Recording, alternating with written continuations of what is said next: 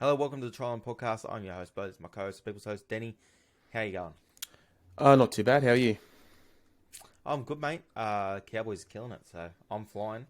Eels had a win this week. They're not really killing it, but it was a good win for them. Yep. I wanted to ask you, Panthers, Cleary, obviously out for the rest of the year. We're going to talk about those charges from the match review committee. We're going to talk about a couple of incidents from the weekend. Some that weren't charged, which we thought were ridiculous as well. But Panthers, Cleary's gone, Luai's gone. I said last week they looked vulnerable before Nathan went down. Now they look even more vulnerable. They got a tough run home. The Cowboys have a much simpler run home, and they both play each other in the last round. Can the Cowboys sneak in and win their first ever minor premiership? Look, I think that the Cowboys do have an easy run home with the Bulldogs and Warriors in there, and obviously the Panthers be at their two halves. I think it's going to come down to that last round matchup, Cowboys v Panthers, maybe to decide the minor premiership. Because you look at the Panthers run home, they've got the Raiders, Storm, and Bunnies 3 weeks in a row from next week onwards, so they could possibly lose all three of those games, and Cowboys are 100%. right in it then. I know, and wouldn't that be exciting coming down to the last round if they're both on the same points? Last round for the minor premiership. I think we'd get to see how much teams value the minor premiership when it comes down to that last round, because if you're locked in first and second, you pretty much get the same reward. So it's going to be interesting to see which team values it more. Cowboys will be at home too. Yeah, I'm for thinking. sure. But if the Cowboys win that game, I personally think they will sneak home over them, because I think the Raiders. You remember the last time the Panthers played the Raiders? The Panthers fans really mocked the Raiders. They mocked the Viking clap. There was a big outrage from the Raiders. I think they've been eyeballing this matchup. I reckon they're going to be tough to beat at home. Then you go to the Storm. That could go either way. And South, I think South they've had the measure of Penrith in the last couple of years. They beat them in that they beat them in that first week of the semi-finals last year. They almost got him in a grand final. So they'll be hungry for that. And the Rabbitohs are flying too. The Warriors, I think they can win that, and then we get down to the last round. So I'm going to say, what's this? The first day of August, I'm going to say the Cowboys win the minor premiership. I'm going to have to back the Panthers here. I can't put a line through it at the moment. Even though the Raiders, they've only lost 2 games since round 13, so they're looking pretty good. The Storm, obviously, you can never count them out, and obviously the Bunnies are pretty good too. I just can't count the Panthers out. It's good to see. It's good to see this be competitive, though. You know what I mean? Like, we thought this was wrapped up weeks ago. Now there's a question mark around it. I think some of the big sides have lost some big names, which is never good to see. You saw Nathan Cleary's gone down for the Panthers. He'll be out for the rest of the regular season. Will Kennedy, he's going to be out for the rest of the season as well. Mitch Moses, he's likely to miss the rest of the season until the semi-finals. Is there anyone else that I'm missing? Pappy's gone for the year. Yeah, there's a couple of big names for big clubs that have gone down, and then you look at the Cowboys; they're still relatively healthy. Fingers crossed. I think we just lost Felt with a hemi, but that's not a massive loss in the context of our season. But yeah, so it's just interesting. Also, the Bulldogs, Tigers, Cowboys all won this week. The last time that happened was 2019, so they've been clubs that have been entrenched in the bottom 4 for a couple of years now. So good to see them bouncing back. Let's get into the match review committee. We'll start off with, we'll give them some praise for one decision, and then the rest of them, I'm off the match review committee. The Cleary send-off, we'll start with the incident. I was happy with the send-off. Yeah, me too. That was a really bad tackle, like really bad. We've seen what can go wrong when people get that tackle really, really wrong. Yep. With Alex McKinnon, he was no good there. So yeah, I'm happy with the send off. I'm happy with the 5 weeks. Yeah, no good. He was pretty much paralysed. I think he set a goal to walk his wife down the aisle. I don't know if they're together anymore, but he ended up doing that. So good on him. Yeah, but that was obviously terrible. And since then, they've really come down hard on these tackles, and we saw that again with this one. He takes the early guilty plea, grade 3 dangerous throw. He'll miss 5 matches. I thought this was actually worse than the Carl Lawton one, which is the famous one from this year. I thought there's a bit more momentum in the Carl Lawton one. In this one, they kind of stopped Dylan Brown, and then Nathan Cleary makes an intentional effort to get his arm between the legs and lift, where Carl Lawton, I think Cam Murray, I think it does it to Cam Murray, and Cam Murray runs at him, and there's quite a lot of momentum at the start, but then obviously where I had an issue with the Carl Lawton tackle was where he leaves his feet and drives him into the ground, so I was happy with the send-off there too, but I thought this one was a little bit worse than the Carl Lawton one, even though he doesn't land directly on his head. I think it's not just about that, it's about how dangerous it could have been. And we're trying to stamp out that tackle. So I was pretty happy with that. I thought the match review committee got that one right. That's the only one they got right, I think. Pat Carrigan. That's the worst tackle of the weekend for mine. How does he... Yeah. How is he only going to miss maybe 2 weeks? I don't know. Well, he's ended Jackson Hastings' season. Yep. Jackson Hastings got a broken fibula. And you go back and you look at that tackle. The tackle was pretty much complete. Like, obviously, he was still standing upright. And there was just no need for Pat Carrigan to go in there and do that hip drop. It looked bad. It was, I don't know. I don't think he deserves 2 weeks. I think it's way more. Yeah, I'm a big fan of Pat Carrigan too. I don't know if this was intentional from him, but we need to stamp out this tackle. It's an unnatural movement in the game. You don't need it. His momentum have pretty much stopped, Jackson Hastings. I think there's other ways to get into the ground than with the hip drop. I think they need to, the judiciary, especially next year going forward, needs to bring in their own code for the hip drop. So we have that for the crusher. We have that for the shoulder charge. Bring it in for the hip drop. Align it with those kind of penalties, because I think the hip drop's way more dangerous than the shoulder charge. Probably as dangerous as the crusher. I think it's one of the worst tackles in the game at the moment. I want to see him stamp it out. And then you can see greater punishments for this. Because I personally, I think we've talked about this. I've got him up 4, 5, 6 weeks for these kind of tackles. I think they're ridiculous. You're at probably around a month, didn't you say? Yeah, 4 weeks. So I'd be happy with that. 2 weeks, not enough. I think it's max 3 weeks for him. We'll move on to the Tom Burgess send-off. Was it a send-off? He was sent off, 100%. You look, I wasn't too fussed whether it was a send-off or a sin bin, but just because it was at the end of the game, if it was a little bit earlier in the game, I think just 10 in the bin would have done just fine. Like, obviously it was a high tackle. There was a bit of force in it, but I think it was, if anything, it was just a lazy, like, chuck the arm up there, hope for the best kind of thing. These kind of tackles, the coding is, they kind of look a lot worse than what they are. Look spectacular, and the crowd obviously goes up, and big Sharkies crowd down there. I thought it looked worse than what it was, and I'm the same with you. Earlier in the game, even with 20 to go, I'm still thinking 10 in the bin. End of the game, it doesn't really matter. And I think the match review committee might have got this one right as well. Grade 2, careless high tackle. I think that's fair enough. One match with an early guilty plea. Yeah, I'm pretty happy with that. Yeah. No dramas with that. Yeah. I'm guessing you have some dramas with this Nelson Asofa Solomona elbow to the face. I've got a lot of dramas with this. Like, this isn't the first time this has happened with the Melbourne Storm player elbowing, like bringing the elbow down onto a player that they're tackling. This is the third time in 2 years. It was Felice Kafusi on Ryan Madison last year. Felice Kafusi on, I think it was Sam Walker earlier this year. And now Nelson on Wade Egan. We watched the press conference with Graham Ainsley, and they showed us a clip of Luke Patton, kind of like breaking down why he didn't get charged. Yeah, exactly. And he's saying things like, he's taking his elbow away, so he's kind of like, he's saying a whole bunch of nothing really, and saying that the force was minimal.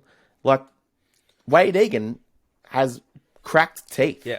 For people that didn't see it, I'll tell you what Luke Patton said. He said Nelson done a good job of creating space in the tackle, which I think is half the reason why we saw so much damage. He created the space and then come down forcefully on his head.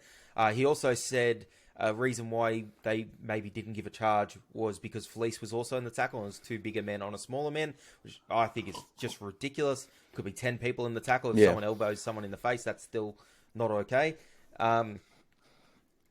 I will say, Jared Brewer-Hargraves, early in the round, rightly so, was charged for an elbow to the face on Manly's young player. Was it Fulton? I think. Fulton, He clear elbow to the face. I thought it was not as bad as the Nelson one, and he was charged $3,000 fine. How Nelson will play this week is beyond me. It just blows my mind. Let me go through, and Nelson has escaped some serious charges this year. Nelson, in round 3, careless high tackle, $1,000 fine. Round 18, careless high tackle, $1,800 fine. Round 19, careless high tackle, $3,000 fine. Round 19, $3,000 fine. Dangerous tackle. This week, he should have got done for dangerous contact. That would be 5 charges, and it would also be 3 charges in 3 weeks. No, 4 charges in 3 weeks it would have been. Obviously, the fine system isn't working for him. Okay, it's not bothering him. He doesn't give a shit. You need to start suspending these repeat offenders, especially for the same offence. There's 3 careless high tackles on his rep sheet already. He would have got a dangerous contact this week. He got a dangerous tackle last week, and he got put on report for another moment in this game a minute and a half later. Yeah, well, what's the go with loading? Yeah. Like, is it called loading? Like when you have like points that carry over from previous incidents? But is that just not a thing I think they've anymore? scrapped the loading, and it's just like, so if you get charged, it's like first offence, second offence, third offence. They've kind of scrapped the loading, but it's obviously not working. If he hasn't even been suspended 1 game this year, it's just all been fines. Yeah. Yeah, and going back to that Jadriel Hargraves one, like he got charged with something. His was like just pushing with his forearm on that bloke while he was on the ground. Nelson, with force, brings his elbow down or his forearm down onto old mate's head. I can't remember if it was Patton or Annesley that said it was minimal contact. Was Patton? It was Patton. Minor contact, he said. Minor contact breaks teeth. Does it? I would consider like that minor contact didn't break my teeth. He almost shattered. Like, he did shatter teeth inside his head. Like, that's not minor contact. Yeah. Guy, it's beyond me how the guy will line up again this week. I think it's ridiculous. Yeah, unbelievable. Unbelievable. I don't know. Well, we always say, on this show, what if Jack Hetherington done it? What would happen to Jack Hetherington if he had done that? Mate, he'd be... that's the season goal. He might be in jail. But that's ridiculous. And that's all I've got to say about that. I will say about the refereeing this week on a whole. They got smashed last week. I thought they were a lot better this week. Ashley Klein didn't referee this week. But I think they were a lot better this week than last week. Actually, hold on. There was a bunker blunder. Okay. In, I think it was the Bulldogs Knights game, I think it was. Don't quote me, but there was the referee had called a knock on from the Bulldogs, I think it was, and then obviously the Bulldogs challenged it, saying there was no knock on, and then the bunker went and had a look at it, and they were like, "There's been no contact with the player's head, so it's all good, play on." And then they're like, "Hold on, I'm getting this all wrong." Okay, so there was a challenge, right? And then the bunker has a look at something that they didn't challenge, saying that there was no contact with the head, play on. Yep. Right? And then the Bulldogs, they keep the ball somehow. But then the ref said knock on. I got no idea. So was there a knock on? There was no knock on, but the bunker said there was no contact with the head, challenge unsuccessful. Oh, okay. So he thought... And the Bulldogs are challenging the knock-on decision. Okay. But they got it right. They ended up getting it right? Yeah, they got it right. And then they got the ball back, and then the player had to go off for a HIA. Yeah, okay. After the bunker said there's no contact with the head. Well, I didn't say that because I was going to the Cowboys game. So everything I seen, I thought they were okay. I think there was a couple of calls. There was the forward pass, the Luke Keary forward pass in the Manly game. That was ridiculous. Yeah. But I don't mind it as much if it's on the go. You know what I mean? The ref calls it live.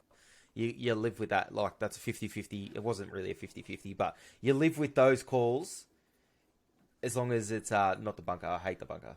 They can get out of me life. Yeah. Yeah, no, I actually, I just realised I heard about the moment you were talking about. How can there be no contact with the head and the guy has to go for the HIA? Yeah. I just did a horrible job trying to explain that, but... Oh, yeah. You know what I'm talking about. You definitely butchered it. Yeah, I did butcher it. Anyway, let's get into the games.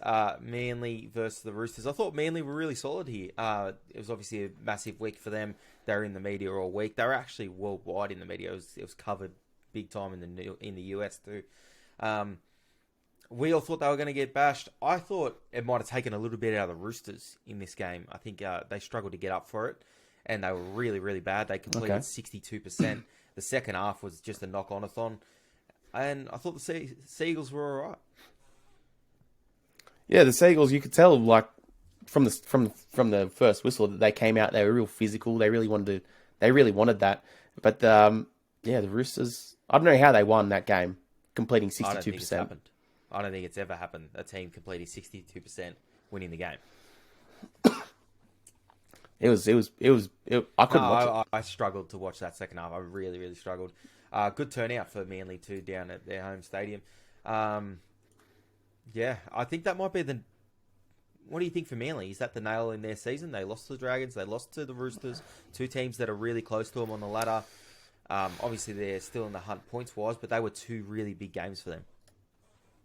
Yeah, look, let's see their run home. They got the Para Sharks, really, the only teams that they play in the top 8.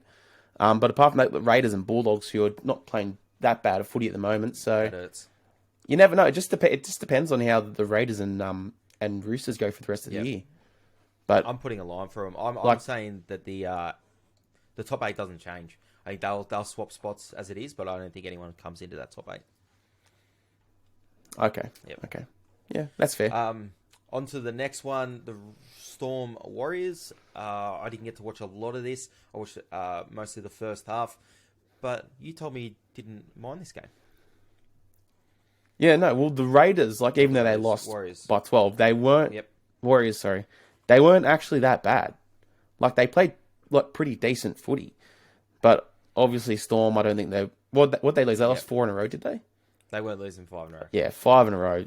They were not losing 5 in a row. I said they wouldn't lose 4 in a row, though, and they did. Who'd they lose to last week? South. Yeah. South. Yeah, that's right, yeah. Yeah, well, 5 in a row against the Warriors, yeah. Was never going to happen. They've got some reinforcement coming. Norfolk there this week. I think the Roosters just signed that Oliver Gildard, too, for the rest of the year. So, again, that's ridiculous. I don't rate that. I don't like people changing clubs mid-season, but I think the Storm will be all right. The Broncos, Eels, all on 26 points. Rabbitohs, they missed out on a big one on the weekend, going down to the Sharkies because they could be in that top 4 right now too. So, yeah, if Latrell could kick a field goal, I went and watched. But we'll get to it when we get to those. Oh yeah. Well, I didn't watch the next game anyway. Raiders beat the Titans. Let's skip over that. Let's go to the Sharks game. Sharks win 21-20. Yeah. On the field goals, I know Latrell missed 3. Great kick pressure on every single one of them from the Sharks. That's 100% effort. Yeah. I think Andrew Feeder's one of them, maybe 2 of them. I think Cam McInnes is one of them. But every 3 of them, all 3 of them, they really put the pressure on Latrell, and they forced him to miss, I reckon. Yeah. Well, 100%. Like, he can kick field goals. And obviously, you're not going to miss unless there's that pressure coming from defenders. So yeah, good on the defenders, especially because it was late in the game too. It was in extra time, so you've already played the 80 minutes, and then this is just a bit of extra work. So, and that's middle forwards too. 100%. Like they get, and Cam McInnes, he's no slouch. He gets through a lot of work. It's a bit of a big boys game in this one. Tavita Totola, Andrew Fafita both scored really good tries. Although Andrew Fafita wound the clock back a little bit with his. That was a great try from him. But these two teams are 2 really good teams. And I thought South were their own worst enemies in moments. I thought they probably could have been a little bit more clinical. I think Cody Walker, when he gets frustrated, he's so out of the game when he gets frustrated. Yeah. He just gets in his own head. Well, Latrell can go the other way. If Latrell gets challenged by the team, he can kind of fire up a little bit. I thought Latrell was a little bit quiet early in this game. Yeah, well, he got moved out to the centres late in the piece, and Nicarima went to fullback. Don't know what was happening there. Yeah, that's an interesting move, I think. You reckon he's a bit underdone? He certainly doesn't look overly fit.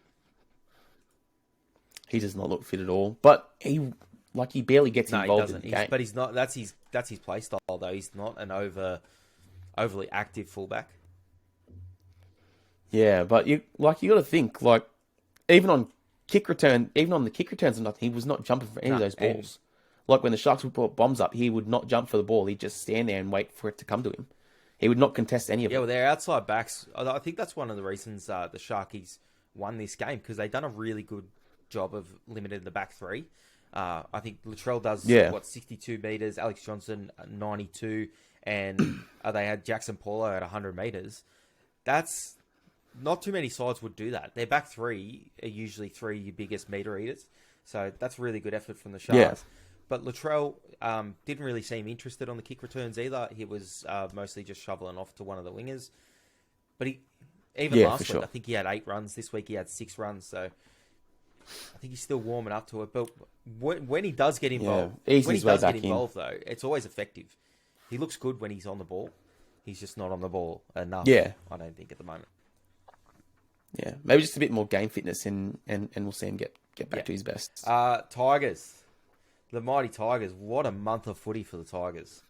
Yeah, they're going I went and well. watched them at Leichhardt. I thought they were really good at Leichhardt. A lot went against them early, and then they managed to get back in the game, went up 2 tries against Para, and then kind of fell apart, and Para ended up winning that game by 8. Then they went and played the Panthers. Got into a position to win that game. I think they were up with 5 to go, 6 to go in that game. Ended up getting run down. Yeah. Lost by 2 points. Definitely should have beat the Cowboys. Come back late in that game. Scored on the buzzer. Should have won the game. And then they go down to Suncorp. And I said, there's no way they could be up 3 weeks in a row. Well, that's just not the Tigers we know. They were fantastic against the Broncos. They were really good. Really good. I don't know what's happened in the last month, but they just look like a completely different team compared to the start of the year when they could not win a game for the life of them. I know, and I said to you, it's correlated with Jackson Hastings moving to lock. He just finds a way to take the pressure off his team, off his halves. Jock Madden, where's he go? He was enormous in this game. Enormous. Yeah. Like he Well, didn't he put Tuolungi through that hole, and then he backed up back on the inside. A beautiful short ball to Tuolungi. Beautiful, beautiful. 100%. What do you make of the Broncos here? I thought they were okay. Reynolds seemed a little bit off. Yeah, look, they weren't that bad. Like, they lost to the Tigers, who aren't doing too well, but the Tigers did play really well, and the Broncos, they weren't that bad either. I just think the Tigers were the better credit side. to the Tigers. I think they were great. They were really, really good. Yeah. Further on Reynolds, I thought his kicking game was a little bit off, and when his kicking game's off, everything else seems to slow down a little bit. I think he threw 3 or 4 pretty poor passes. 2 of them were to Tessie New out in front. The Tessie New ended up dropping. Just seemed like his timing was off a little bit. Yeah. And I don't know. They'll get better. I don't think it's too much danger signs for the Broncos. They're not a side that's going to win every game, but they're still in a position to be very competitive in this competition. So I don't think it's too bad for the Broncos, but great win for the Tigers. Yeah, 100%. On to the Knights Dogs. Everyone saw this coming. Dogs were always beating the Knights. I think this was another lock for the weekend. Adam O'Brien. That's all I'm going to talk about. Yep. In the post-match press conference. Now, this team has been terrible all year. Their defense has been really, really bad. They won their first 2 games, and since then, what do they got? 1, 2, 3, 4, 5, 6, 7, 8. They've lost 8 of their last 9 games. To me, Adam O'Brien in the post-match press conference had it's their fault, not my fault mentality. Like, if someone asked him about their defensive record, and he said, before I come here, I won 4 grand finals. I was in 4 grand finals. I was like, okay. What's that got to do with anything? Like, what? You're at this club. You're the leader of this club. The coach has to own the performance. It's on you as much as it's on them. It's not on you're meant to take pressure off your players, own the performance. I thought he'd done a terrible job of that, and I just couldn't imagine being Jaden Brayley sitting at home watching that back after just making 50 odd tackles, busting my ass, and seeing the coach say, "Oh, it's on them, not me." Like, I'm a good coach. Yeah. Well, I mean, is he a good coach? He was at the Warriors and they were not very good. Was he at the Warriors? No. No, that's the other way around. Bloody old mate Yeah, went from the Knights no, to the Warriors. he's Never mind. he's come from the Super League, where he's in 4 grand finals as a head coach in a row. Oh, well, the Super League's nothing. Yeah, but Please. it's where you're at now. You got to make a decision, and you got to own the mistakes. If your team's coming last, you're the coach that's coaching the team coming last. It's not on players; it's on you. And I think if I was the coach, if I was the Newcastle Knights, I'd be thinking about sacking him. I think that's just not a good look for the club. If he's not willing to wear the result and wear it with the team, I'd be sacking him 100%. Yeah, well, you got to look at those other lesser teams that might not have as good of a roster. Like they still seem to find the good coaches anyway. They seem to find like what works best for their teams, like what they've got. I think. So yeah, maybe think the time Titans, to go. You look at Justin Holbrook, he owns every single result. He owns every. He's like, I got to get better. Yeah. Like we got to get better as a group. It's us. We're one. Adam O'Brien just didn't have that energy yesterday for me. And I thought he's a little bit too honest in his press conference. They talked about Carraz. Now, Carraz was in the Newcastle system there, and Adam O'Brien had to make a choice. Was it Carraz or does he stick with Heimel Hunt and Edric Lee and those kind of players? And he said, yeah, I decided to go Edric Lee. Yeah. I thought I didn't see Carraz progressing as much as he has. So he said that surprised him. And I'm thinking, are you trying to make yourself look like a flog? Like, are you trying to make yourself look like you got no idea what you're talking about? Why would you say that? What? To be fair, I would have gone Edric Lee That's as well okay. at the start. You of don't the come year. out publicly and say, well, I thought Edric Lee would be better than him. Yeah. I didn't see that happening. You know what I mean? Well, you're meant to be the head coach. You're meant to be the guy that can identify talent and bring them up through the grades. And you have the guy that you let go score a hat trick on you. It's gonna happen. You don't have to sit there and own it like an idiot. Like I just thought he looked like an absolute twat yesterday in the press conference. And for a club that's struggling, and I don't think their roster is terrible. I think, I didn't like it. Didn't like it. Needless to say. Yeah. So, for me, Adam O'Brien out. Doggy's looking really good. Is Mick Potter a chance of coaching this side going forward? I think, you know what? I think they're going to offer him a spot. Yeah. Because since he's coming in, they're scoring points. They're winning and they games. seem to want to play for him. And nothing's changed. Nothing's changed for them. Literally nothing has totally changed. Different side. Yeah. Maybe like you need a little bit of time for like your team to kind of click, kind of get to know each other, especially when you get new players coming in important roles. So maybe it could have been a bit of a mixture. I don't know, but it's not looking good for Trent Barrett. He's looking like a pretty bang average coach right now. Yeah. 100%. On to the 100%. last game of the round, I think. Yes, the mighty Cowboys against the Dragons. This was a massive danger game for the Cowboys. A lot of people saying the Dragons could have won this game, leading into it anyway. I thought the Cowboys just looked the classier side. It looked like they were just a level above and could have beat them whenever they wanted. Yeah, well, that second half. What was the second half score? Like 24-0 or something? They just ran away with it in the second half. Jeremiah Nano is a try-scoring freak. Like, what? I think he scored, 16 or 17 tries or something this year? 16 games and is the highest try scorer for a Cowboys forward of all time in one season. And remember, Gavin Cooper used to... And this is his first year, isn't it? Too, remember? Yeah. Yeah, off those short balls off he JT. runs a really good line. And he runs it consistently. And I think it frees up his outside men as well. He's a constant threat. Scott Drinkwater is... How was he not in the side at the start of the year? Because the hammer was there. Yourself, you think the hammer's lazy as like wait, I'm with you. I'm a Scotty man through and through. I said he should have been there round one. I was filthy that he wasn't there, and he just showed on the weekend. There was one moment, and I messaged someone as soon as it happened. 2 times we shifted right. They shot up and smashed Scott Drinkwater. Yeah, both times. I think they ended up forcing an error one time. The next time they shifted right, Scott had made the adjustment. He'd taken a step back, so that because he knew they were going to shoot, and he hits an ovals line, beats the shooting defender, gets on the outside, Kyle scores in the corner. That's elite. That is absolutely elite. Yeah. And the people don't see that kind of side of him. But you go watch the game, you go back and watch it. He gets smashed twice in a row. Then when it comes to the third time, he beats his defender. And from then on, we were just unstoppable. I thought the Cowboys were so good. It was a really big bounce back away from home, and we always struggled to win. I think we'd only won there 2 times since our whole inception. We've won at Jubilee. I think we can kick on from here. Well, going back to Nanai, maybe you think that might be why Hiku is having a good season. He's taken a bit of pressure 100%. off him on the inside. 100%.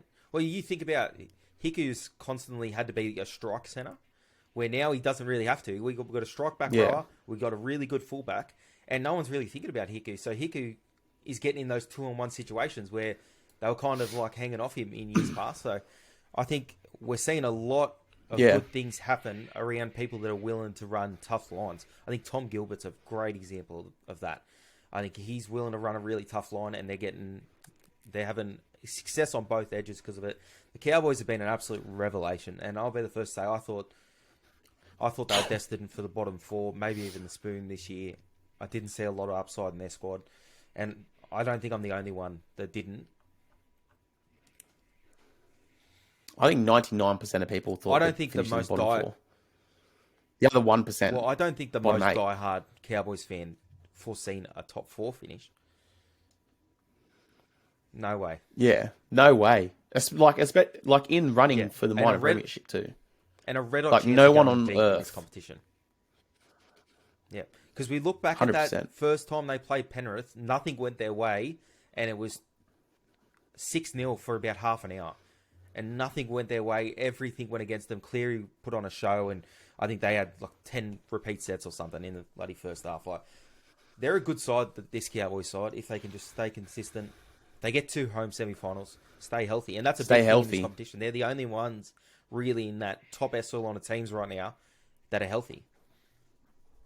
Even if you look at the Broncos, they're about to lose Pat Carrigan for a month, maybe 3 weeks. Yep.